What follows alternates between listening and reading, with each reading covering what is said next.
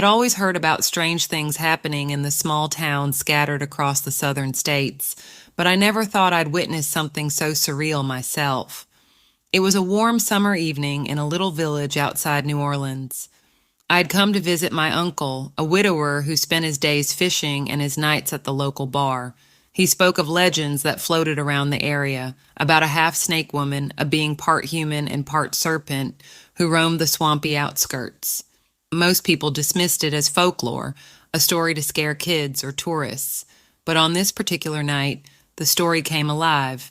I was sitting outside on the porch, sipping sweet tea, when a group of married men from the village arrived in a flurry of whispers. They were jittery, claiming they had seen her, glimmering scales reflecting the moonlight, slithering near the water's edge. Despite their fear, something about the encounter drew them in, a mix of curiosity and an unspoken pull they couldn't resist.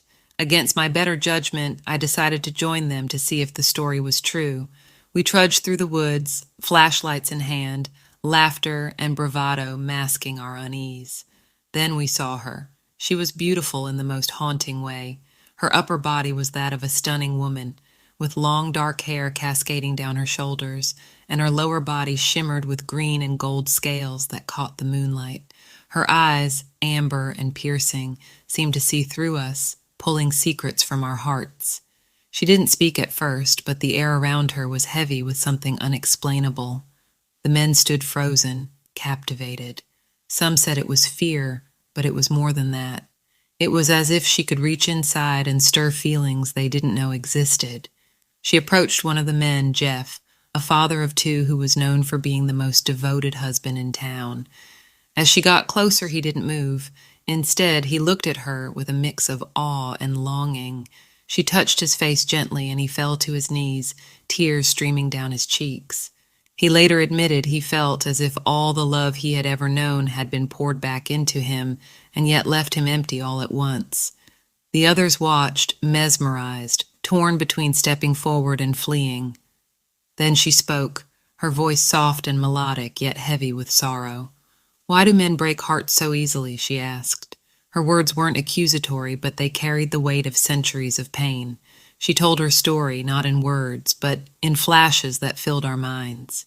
She had once been human, betrayed by a man who had promised her love, only to abandon her for another.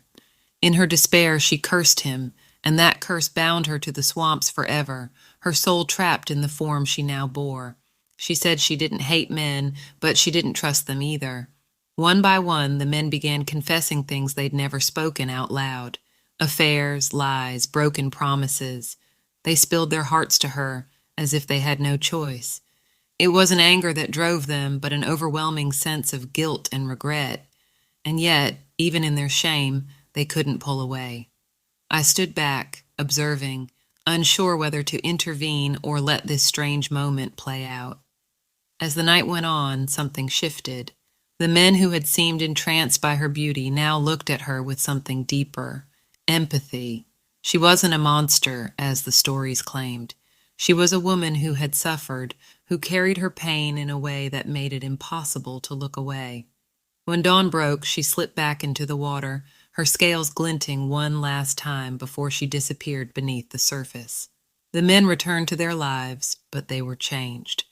Jeff went home and held his wife as if his life depended on it.